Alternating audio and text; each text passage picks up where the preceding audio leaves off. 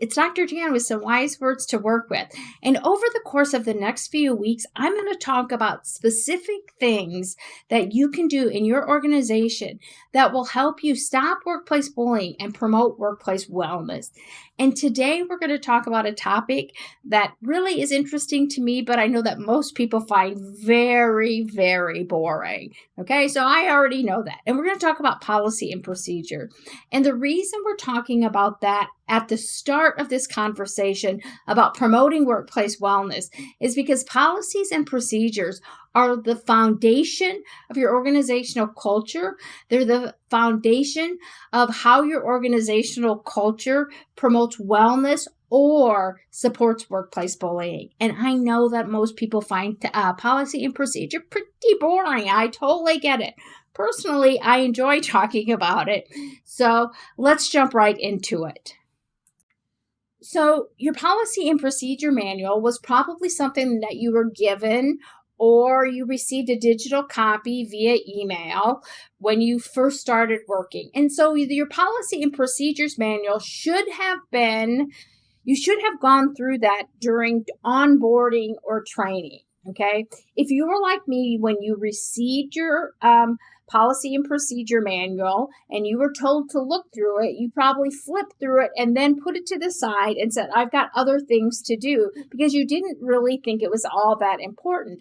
Unfortunately, your policy and procedures manual is probably the most important thing that you have at work, because it includes everything that your organization wants you to do or doesn't want you to do. And this includes things like federal or state mandated discrimination laws, harassment laws, all of those sorts of things.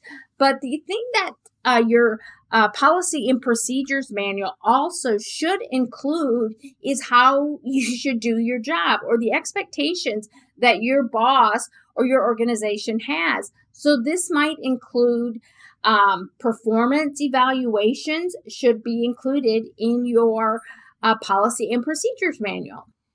The other thing that your policy and procedure manual should have in it is problem solving. What happens if there's a problem with something that you're doing as a worker or a supervisor, or what if you have a problem with someone else?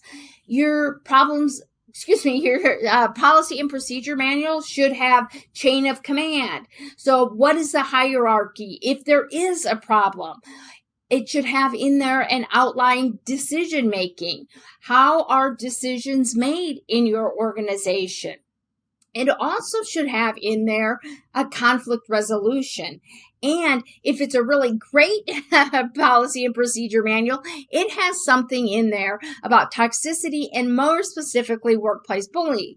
Now, most organizations don't have anything in their policy and procedure manual about workplace bullying, but they should have something in there about conflict resolution and what you should do if you have a problem with somebody else. Okay, that should be specific and spelled out.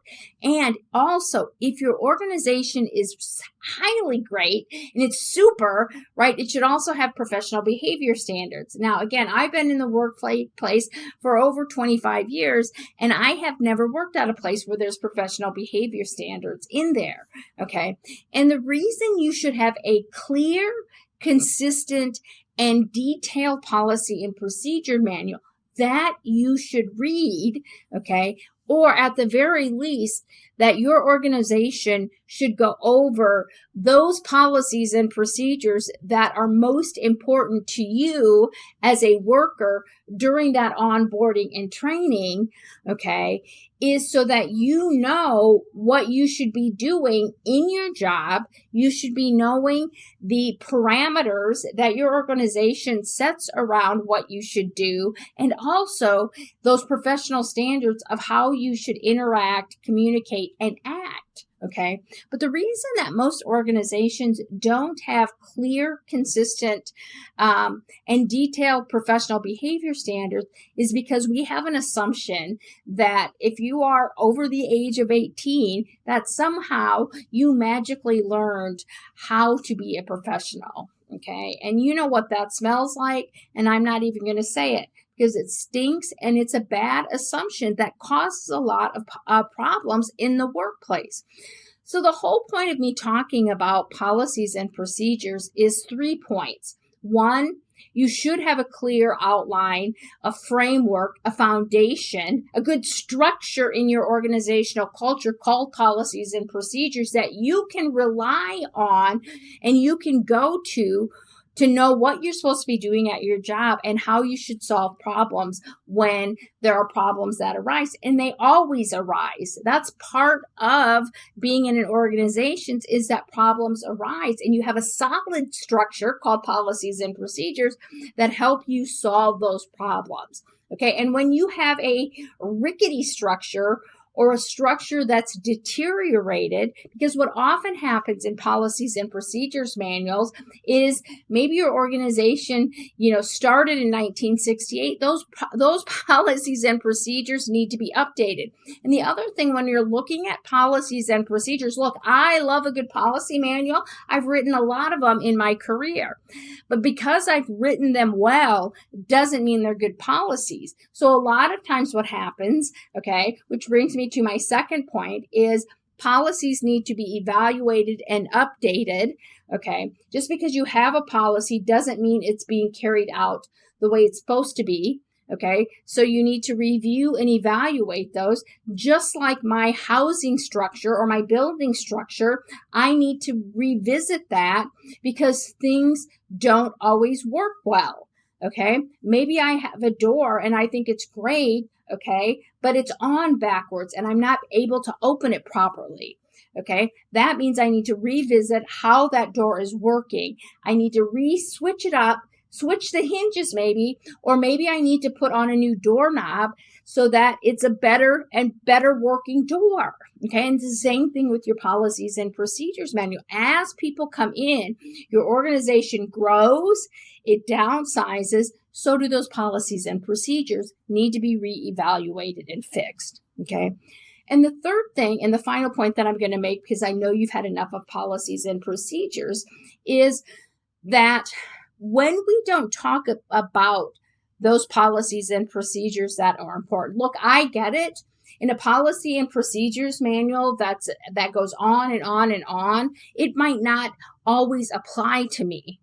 But in that onboarding and training, and also to keep your organization healthy, you need to revisit policies and procedures, and you need to bring those up on a regular basis. Okay, so if you're operating in your organization and you're not consulting and using your policies and procedures manual, that's a problem. Okay, and for me, again, when I use my policies and procedures manuals, it was when I had a problem. Okay, I should know my policy and procedure manual front to back, whether or not I needed it. Okay, and that is a responsibility of leadership, to train their workers about their policies and procedures manuals, because a lot of times what happens is people color outside of the lines of their policy and procedure manual because they don't know what's in there, and that gets them into trouble. In order to maintain a solid foundation in your organizational culture, you have to have good policies and procedures. You have to assess and evaluate them regularly, and you have to and train your workers on those policies and procedures manual, even when you don't want to open them. Okay.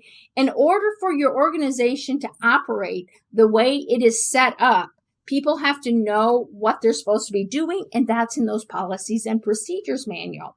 And if your organization doesn't have a good policy and procedure manual, then it's hard to hold people accountable.